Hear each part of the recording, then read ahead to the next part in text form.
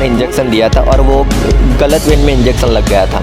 और गलत वेन में इंजेक्शन लग जाने के बहाने कि हाथी के पीछे कुत्ते भगते रहते हैं, बस वही सोच के अगर आप चलोगे तो लाइफ में आगे बढ़ोगे। कि हिम्मत मर्दा मदद खुदा, अगर आपके अंदर व्हील पावर है, अगर आपके अंदर हौसला है तो आप दुनिया से बड़ी जंग को लड़के आप जीत सकते हो। वर्ड जो होता है लंगड़ा करके बुलाते थे, उसको इग्नोर करते थे, उसको धुतकारते थे, और वो सब चीज़ मेरी लाइफ में हो चुका है। तो लोग पकड़ करके खींचते हैं कि नहीं तुम ऐसा नहीं कर सकते, या लोग नेगेटिव तो कहीं ना कहीं करते हैं कि भगवान इंसान को जिस किसी भी रूप में भेजता है, इनके पीछे कोई ना कोई बड़ा कारण होता है। अगर वो कारण को अगर इंसान परखना सीख जाए। नमस्कार, मैं हूं अंकिता सिंह और आप देख रहे हैं सिटी बिग न्यूज़। एक बड़ी खास शख्सियत से आज मिलवाने वाली हूं जिन्होंने DID, जो इंडिया का सबसे पहला जो सबसे फेमस डांसिंग शो था DID डांस इंडिया डांस, उसमें न सिर्फ कंटेस्टेंट रहे बल्कि उसे जज भी किया, जिनको सम्मान देने में न मिथुन चक्रवर्ती ने न पूरे हिंदुस्तान ने कोई कसर नहीं छोड़ी, जो जिन्हें भारत रत्न जैसे अवार्ड से भी पुरस्कारित किया गया। आज आपको मिलवाने वाली हूँ कमलेश जी से, जो कि डांसर हैं मुख्य तौर पर। और सर, स्वागत करती हूँ आपका हमारे channel. Thank you so much ma'am, thank you. मुझे ये बताइए कमलेश जी कि ये जो डांस का, क्योंकि एक तरीके से लोग जो है नॉर्मल लोग भी डांस करने का सोचते नहीं हैं, इस अवस्था में होने के बावजूद भी आपने एक डांस को क्यों चूज़ किया है इसके? सबसे पहले तो मैं सिटी बिग न्यूज़ चैनल का बहुत बहुत शुक्रगुजार हूँ कि जिन्होंने मेरे जैसे एक डिसेबल आर्टिस्ट का इंटरव्यू लेके और मेरा जो संदेश है जो हमारे व्यूवर्स तक पहुँचाते, इसके लिए थैंक यू सो मच। और आपने बहुत अच्छा सवाल पूछा कि मैं बस एक ही चीज़ मानता हूँ लाइफ में कि जो चीज़ आपको डिफ़िकल्टी होती है, जो चीज़ आपके लिए चैलेंजिंग होती है, वही आपको चेंज कर सकती है। तो डांस मेरे लिए सबसे बड़ा चैलेंजिंग था और सबसे बड़ा डिफ़िकल्टी भी था। अगर शायद आपने मुझे, अगर आपको कोई बोला कि यार ये ऐसा हैंडीकैप लड़का है वो डांस करता है, तो आप 2 बार सोचोगे कि यार वो पैर नहीं है, कैसे डांस करेगा। तो मेरे लिए डांस सबसे बड़ा चैलेंजिंग था। और मैं ज़िंदगी में एक ही चीज़ सीखा हूँ कि हिम्मत मर्दा मदद खुदा, अगर आपके अंदर व्हील पावर है, अगर आपके अंदर हौसला है तो आप दुनिया से बड़ी जंग को लड़के आप जीत सकते हो। तो डांस में आने का मेरा यही मोटो था कि मेरे ज़रिए हमारे यंगस्टर और हमारे समाज के अंदर और मेरे जैसे जितने भी फिजिकली चैलेंज बच्चे हैं उन लोगों को मैसेज देना चाहता हूँ कि अगर हमारा मन मजबूत है, हम शरीर से विकलांग नहीं हो जाते, लेकिन जब हमारा मन मजबूत होता है तो हम शरीर से अपाहिज नहीं कहलाते। तो हमेशा हमें अपने मन को मजबूत रखना है, अपने व्हील पावर को मजबूत रखना है। तो डांस फील्ड में आने के मेरा यही मोटो था कि मैं लोगों तक अपनी आवाज़ बुलंद करना चाहता था। बिल्कुल। कमलेश जी, शुरुआत से आपकी ज़िंदगी के आज इंटरव्यू सिर्फ जो है DID के आर बार नहीं रहेगा, बल्कि बचपन से जानना चाहूँगी कि क्या डिसेबिलिटी के साथ ही पैदा हुए या कोई एक्सीडेंट ऐसा हुआ जहाँ से जो है एक अहम हिस्सा अपना शरीर का खो दिया? मैम, जब मैं 5 साल का था उस वक्त मुझे बहुत बुखार था, और बुखार होने के बाद मेरे मॉम डैड मुझे अस्पताल लेके गए। और पहले के टाइम के आपको पता है कि इतने ज़्यादा बड़े अस्पताल नहीं थे, छोटे मोटे जो अस्पताल होते वहीं पे लेके गए। और वहाँ पे मुझे डॉक्टर ने इंजेक्शन दिया था और वो गलत वेन में इंजेक्शन लग गया था। और गलत वेन में इंजेक्शन लग जाने के बाद 1 घंटे के बाद जब मैं घर पे आया और घर पे जब मेरे दादी ने मुझे चलाने की कोशिश की तो मेरा पैर बैलेंस नहीं रहता था। फिर वापस वहीं पे गए अस्पताल में, तो बोले कि उनका ऐसा हो, तो बोले कि उनका इंजेक्शन का रिएक्शन हुआ है, तो वही नस का जो ब्लड सर्कुलेशन पूरा स्टॉप हो गया था। तो इसके बाद मुझे वहीं पे पैरालिसिस मुझे डिक्लेयर किया कि उनको पैरालिसिस हो गया, तो आप किसी दूसरे अस्पताल में लेके जाए। तो उसी वक्त मुझे को ये सब चीज़ हुआ था, पैरालिसिस का। तो बचपन बहुत कठिन रहा होगा, जहाँ आपके हम उम्र बच्चे जो है खेलते कूदते होंगे, ढेर सारी एक्टिविटीज़ में पार्टिसिपेट करते होंगे, शायद आपका भी मन करता होगा या कहीं ना कहीं डॉक्टर भी को भी कोसते होंगे। मैम, जब उस वक्त मुझे को इतना ज़्यादा समझदारी नहीं थी बचपन में, लेकिन जब एक समझने लगा कि what is the meaning of disability, जब मैं एक समझने की मैं एक अवस्था में पहुंचा, तब मैं ये सोच रहा था कि जब कोई इंसान के शरीर का कोई अंग नहीं होता है तो उनकी लाइफ में क्या क्या प्रॉब्लम आता है। बट मैं एक चीज़ अवश्य मानता हूँ कि भगवान इंसान को जिस किसी भी रूप में भेजता है, इनके पीछे कोई ना कोई बड़ा कारण होता है। अगर वो कारण को अगर इंसान परखना सीख जाए तो इंसान कभी जीवन में दुखी नहीं होगा और उन पर आने वाली आपत्ति से भी वो कभी नाराज़ नहीं होगा, क्योंकि वो भगवान का आशीर्वाद समझ के हमें हंसते हंसते जीना चाहिए। और आज तक जब से मैं डिसेबल हुआ, जब से मैं समझने लगा, और आज तक मैंने कभी अपने आप को डिसेबल नहीं माना। अगर मैं डिसेबल मानता कि लोग मुझे सिंपैथी से देखते, तो मैंने अपने आप में डिसेबिलिटी को मैंने अपना प्लस पॉइंट बनाया। तो वही डिसेबिलिटी के जरिए मैं आज यहाँ पे हूँ। तो मैं यही सोचा कि शायद भगवान ने मुझे निमित्त बनाया कि मेरे जरिए लाखों यूथ को मैं मोटिवेट कर सकता हूँ। बिल्कुल, कहीं ना कहीं शायद हमसे कम नहीं, हमसे कई गुना ज़्यादा आप हैं, क्योंकि आपकी वजह से से न जाने कितने लोगों को मोटिवेशन मिलता होगा।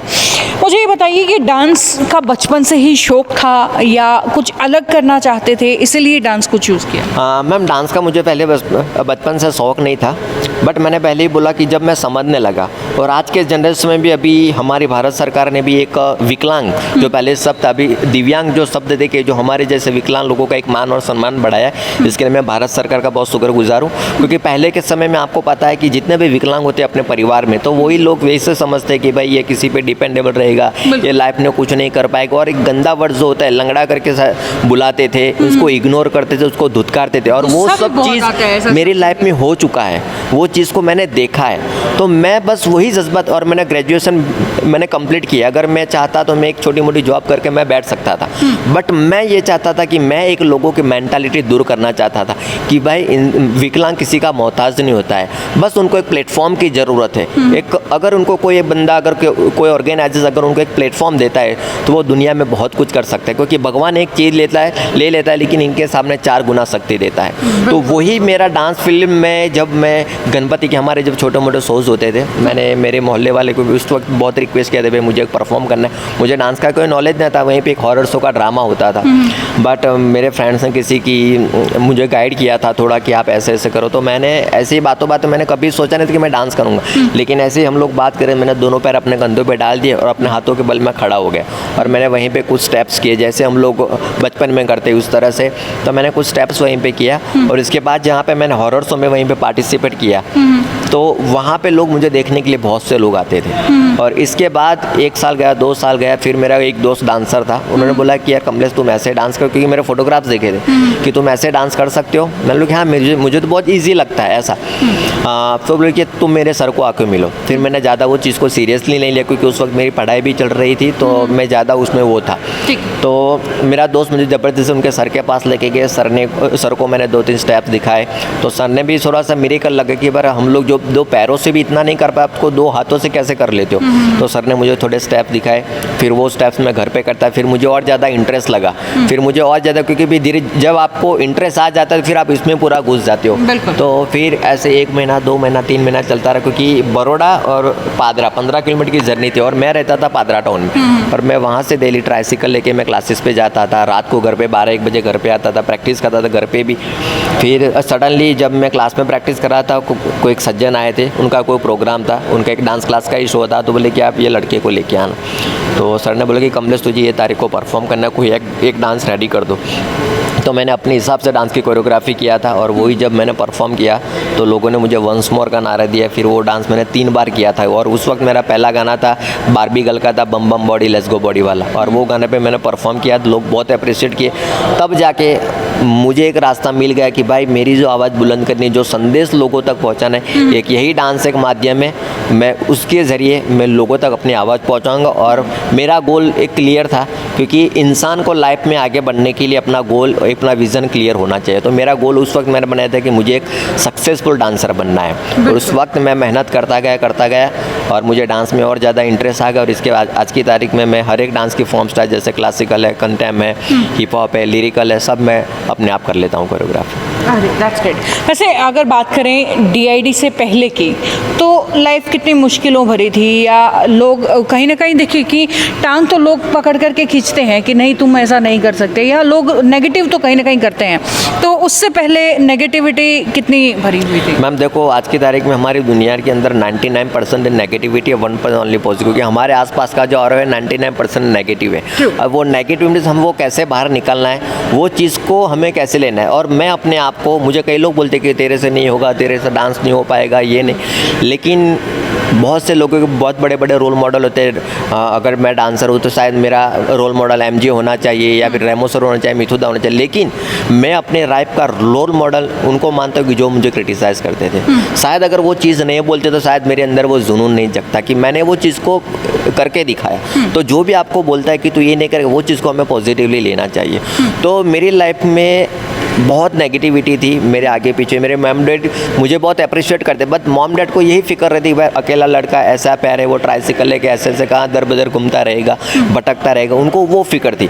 बट मैं मेरे मॉम डैड को मैं उनको मोटिवेट करता था कि मेरे अंदर वो जज्बा है और मुझे अपने आप में कॉन्फिडेंस कि मैं वो लेवल तक जाऊंगा। और मैंने कभी सोचा नहीं था कि मैं यहाँ तक जाऊंगा, बट मेरा एक विज़न था कि मुझे एक सक्सेसफुल डांसर बनना है, चाहे कैसा भी हो, कैसे भी मुश्किल है। तो मेरे आसपास की बहुत नेगेटिविटी थी, बट एक कहानी कि हाथी के पीछे कुत्ते भौंकते रहते हैं, बस वही सोच के अगर आप चलोगे तो लाइफ में आगे बढ़ोगे। आज नो डाउट DID के बाद आपकी ज़िंदगी बदली होगी, एक लेवल मतलब बिल्कुल ही बदल गई होगी। लेकिन आज DID को काफ़ी साल हो चुके हैं।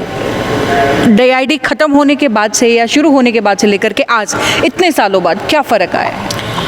मैं मुझे कोई फ़र्क नहीं दिखा। मीन्स मैं पर्टिकुलर देखो मेरी लाइफ में तो पूरी चेंज हो गई 10 साल के अंदर। और मैं भगवान का शुक्रगुजार और लोगों का, जो लोग मुझे आज की तारीख में मुझे पहचानते हैं, मेरा लुक भी उस टाइम से मैं बहुत दुबला पतला था, लोग आज की तारीख में मुझे फेस से पहचान जाते। अगर मैं, आप बिलीव नहीं करोगे, मैं त्रिनिदाद जैसे एक छोटी सी कंट्री है, शायद आपने नाम सुना होगा, त्रिनिदाद टोबैगो, वेस्ट इंडीज़ के पास है। वो छोटी सी कंट्री में जब मैं गया था तो वहाँ के लोग भी मुझे जान जाते थे कि आपको DID में हमने देखा था। तो मीन्स वो चीज़ है कि आज की तारीख में लोगों के चेहरों में हूँ, लोगों के दिलों में मैंने वो जगह बनाई है। और मेरे पास कुछ भी नहीं था, मैं ज़ीरो से मैं खड़ा हुआ हूँ। लेकिन मैं एक ही चीज़ मानता हूँ कि भगवान ने मुझे ये कला दी है, सबसे बड़ी मेरी इनकम वही है। और सबसे बड़ा जो मुझे अवार्ड्स देखो सब लोगों को मिलता है, लेकिन लोगों के दिलों के अंदर एक जगह बनाना ये आपके लिए सबसे बड़ा अवार्ड होता है। चलिए, बस आखिरी 2 सवाल। आज तक की ज़िंदगी का सबसे बुरा मोमेंट आपका कौन सा रहा? ये लगता है कि उस मोमेंट को शायद बुराई के तरीके से मैं भूल नहीं पाऊँगा, ये मेरा सबसे बुरा था। मैम देखो, जब हम ज़िंदगी की शुरुआत करते हैं, जब हम जन्म लेते हैं, तब से बुराइयाँ हमारी लाइफ में शुरू हो जाते हैं। और जब आप स्ट्रगलिंग के टाइम पे चलते हो तो हर दिन हर कदम पे आपको बुराइयाँ दिखती है, बहुत सैड वाले दिन दिखते हैं। हाँ। कई बार जब मैं ट्राइसिकल लेके आता था, बारिश बहुत ही तेज़ बारिश होती थी और पीछे कुत्ते भी भागते थे, ठंड में भी मैं ट्रैवल करता था, बहुत दिक्कत हुई। कई बार मेरी आंख में आंसू आ जाता था कि यार कहाँ तक हम लोग स्ट्रगल करें, कहाँ तक हम लोग स्ट्रगल करेंगे। एक दो बार मेरी आंख में आंसू आ गया था, बट वो आंसू मेरी वो जुनून के आंसू थे। और वो चीज़ को देख के मुझे वो शब्द याद आ जाते थे कि जो लोग मुझे इग्नोर करते थे, जो मुझे एक लंगड़ा या एक हैंडीकैप कि तुम ये नहीं कर सकते, वो सब मुझे करके बुलाते, वो शब्द, वो नज़ारा मेरे आँख के सामने आ जाते थे। वो मेरे लिए बुरा भी नहीं कहूँगा और अच्छा भी नहीं कहूँगा, क्योंकि वहाँ से मुझे एक जज्बा मिलता था। और मैं एक चीज़ मानता हूँ कि मैं ज़िंदगी में कभी हारा नहीं हूँ, चाहे कितना भी हो। क्योंकि किसी ने कहा कि हौसलों के तरकस में कोशिश का वो तीर जिंदा रखना, हौसलों के तरकस में कोशिश का वो तीर जिंदा रखना, हार जाओ चाहे जीवन में सब कुछ भी, लेकिन जीतने की उम्मीद का वो तीर जिंदा रखना, जीतने की उम्मीद का वो तीर जिंदा रखना। क्योंकि आखिर दुनिया उम्मीद पे कायम है, तो हमें उम्मीद कभी तोड़नी नहीं चाहिए। और तो मैं अपनी आप लाइफ में कभी वो नहीं सोचता कि मेरी लाइफ में ये दिन सैड है, ये दिन बुरा। तो मेरी लाइफ का हर एक दिन, हर एक मिनट, हर एक सेकंड अच्छा ही होता है। चलिए, फिर तो अगला सवाल बनता ही नहीं है। खैर, आपसे मिलकर के बहुत अच्छा लगा और रियली आपने शायद हमारे दर्शकों को पता नहीं कितने मोटिवेट हुए नहीं हुए, मुझे बहुत मोटिवेशन मिला। थैंक यू सो मच हमारे साथ जुड़ने। God bless you ma'am, thank you so much. तो ये थे कमलेश जी। भाई इतना जुनून, इतना मोटिवेशन, यानी कि पूरा 462 वोट का झटका जिसको बोलते हैं ना मोटिवेशन का, वो वाला झटका था। और नो डाउट बहुत कुछ फेस किया, जैसा कि बताया भी है। और अक्सर देखने को भी मिलता है कि ऐसे ऐसे सुपरस्टार्स को इतना स्ट्रगल करना पड़ता है, जब ही तो जाकर के एक हीरा जो है सालों साल दबा रहता है ना कोयले के नीचे, यानी कि नेगेटिविटी के अंदर, जब जाके वो हीरा बनता है। सोने को तराशना पड़ता है और इन्होंने खुद को तराशा है। तो खैर, ये थे कमलेश जी जिनका इंटरव्यू मैंने लिया है। DID में खासा DID फेम रहे हैं, वहाँ के कंटेस्टेंट से लेकर के जज तक रहे हैं। अब ये वीडियो आपको कैसे लगी है नीचे कमेंट बॉक्स में लिख करके ज़रूर बताइए और इस वीडियो को ज़्यादा से ज़्यादा शेयर कर दीजिए। नमस्कार।